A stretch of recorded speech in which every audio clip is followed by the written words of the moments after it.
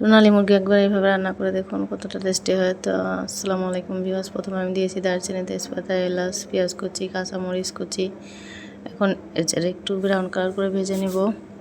এখানে দিয়ে দেবো 1 চা চামচ আদা, 2 চা চামচ রসুন এবং পেঁয়াজ ব্লেন্ডার করা, দিয়ে একটু নেড়ে চেড়ে ভেজে নেব।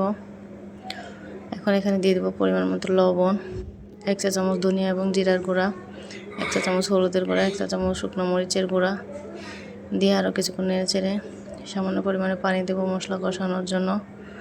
মশলাটা যখন তেল ছেড়ে আসবে তখন এখানে দিয়ে দেবো লবণ হলুদ মেখে নেওয়া সোনালী মুরগির মাংস।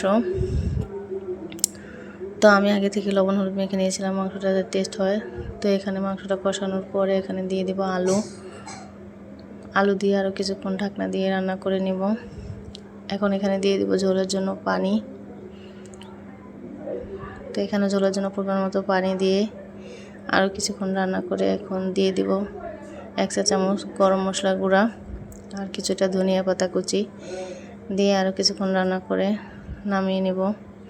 তো এইভাবে আপনারা একবার হলেও সোনালী মুরগি ট্রাই করে দেখবেন, খুবই টেস্টি হয়। আর ভিডিওটা ভালো লাগলে লাইক কমেন্ট শেয়ার।